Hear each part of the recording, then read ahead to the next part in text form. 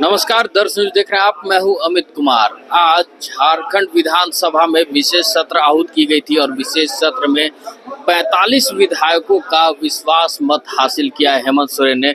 इसको लेकर हम आज बातचीत करेंगे। कांग्रेस के विधायक हैं राजेश कश्यप जी। दादा, 45 विधायकों का विश्वास मत हासिल हो गया है हेमंत जी को। देखिए, ये तो होना ही था। जिस दिन मुख्यमंत्री जी हेमंत सोरेन जी नेता सदन हो करके राज्यपाल को अपना सरकार बनाने का दावा पेश किया, उसी दिन ये तो हो गए थे। हम 46 थे, लेकिन आलमगीर आलम साहब को छुट्टी नहीं मिल पाया, कोर्ट ने उनको इजाजत नहीं दिया। लेकिन आज हम सदन में 45 लोग थे और विपक्ष के पास में 0। विपक्ष ने संघर्ष ही नहीं किया, विपक्ष के पास में कुछ साथी ही नहीं थे। आज स्पीकर साहब ने जो अपने चेंबर से उनके आचरण के बारे में जो टिप्पणी किया कि भाई सत्ता पक्ष में 45 हैं तो विपक्ष 0 आखिर क्यों है। अरे कम से कम तब तक तो रुक लेते हैं आप जब तक काउंट नहीं हो जाता।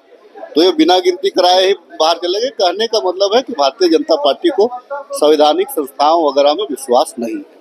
भारतीय जनता पार्टी एक तरफ ये भी आरोप लगाती नजर आ रही है कि जैसे हेमंत सोरेन जी सत्ता के लोभी हैं, उनके पूरे परिवारवाद की केवल बात करते हैं।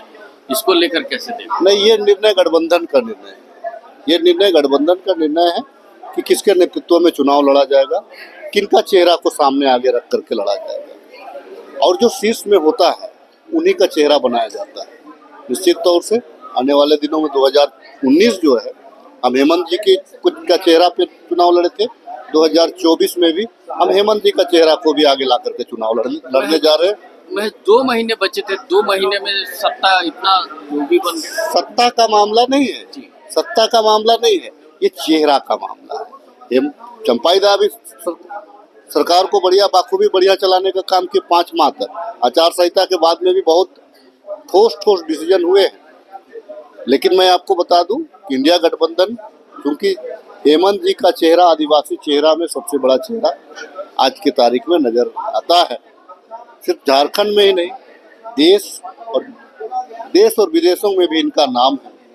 और जिस प्रकार से भारतीय जनता पार्टी के इशारों पर, जिस प्रकार से संवैधानिक संस्थाओं को दुरुपयोग करते हुए इनको षड्यंत्र के तहत भाजपा के द्वारा जेल भेजा गया, और माननीय न्यायालय के द्वारा जिस प्रकार से बिना साक्ष्य के फटकार लगाते हुए एजेंसियों को इनको जमानत दिया गया। आने वाला दिन में हमारा चुनावी मुद्दा है कि किस कारण से हेमंत जी को जेल भेजा था, ये भारतीय जनता पार्टी बताए। कहने का मतलब है कि यहाँ के आदिवासी और मूलवासियों को भारतीय जनता पार्टी आगे नहीं बढ़ाना चाहती है। और मैं आपको निश्चित तौर से मैं बता दूं, भारतीय जनता पार्टी की अगर सरकार आती है तो सिर्फ पूंजीपतियों का होगा। और मैं आज आपके चैनल के माध्यम से ये दावा करता हूं कि जिस दिन ये लोग कोर्ट से PIL वापस कर देंगे 1932 और आपको OBC आरक्षण का, हम आपको रोजगार का हम नदी बहा देंगे। लगातार इसको लेकर विपक्ष हंगामा भी करते हैं। सदन शुरू हो जाए पहले उल्टा चोर कोतवाल को डांटे, यही लोग नौकरी नहीं करने देते। क्या आपको लगता है एक साइड में झारखंडी युवा सड़क पर उतरे हुए हैं, कहते हैं कि झारखंडी अस्मिता की बात है, झारखंड के स्थानीय लोगों को नौकरी मिलनी चाहिए, और दूसरी ओर भारतीय जनता पार्टी जब हम इसके लिए विशेष सत्र में हम पॉलिसी लेकर के आते हैं, उस पॉलिसी को राजभवन के माध्यम से और कोर्ट के माध्यम से उसको रोकने का काम करता है। तो दोषीवार कौन हुआ? दोषीवार हम कोई नौकरी चिट्ठी में तो नहीं बांटेंगे, हम प्रक्रिया के तहत बांटेंगे। तो जब तक जो अड़चने हमारी है वो दूर नहीं होंगे, हम नियुक्तियां कैसे बांटेंगे? तब तो हमको लगता है कि जो पुरानी जो है वो ओपन, सारे लोगों के लिए ओपन खुला दरवाजा करना होगा, तभी हम नौकरी कर सकते हैं। तो फिर झारखंडी आवाज जो उठ रही है उसको क्या जवाब दीजिएगा? बहुत बहुत धन्यवाद। ये थे हमारे साथ राजेश कश्यप जी, जो कांग्रेस के विधायक थे, और जो 45 विधायकों का समर्थन पत्र आज मिला है हेमंत सोरेन को, उसको लेकर ये अपने इंडिया गठबंधन की एकजुटता को भी दिखा रहे थे। और साथ में विपक्ष का जो हंगामा है और सदन के बाहर और सदन के अंदर, उसको लेकर ये काफी नाराज भी दिख रहे थे और कहते नजर आ रहे थे कि विपक्ष सरकार को काम नहीं करने दे रही है।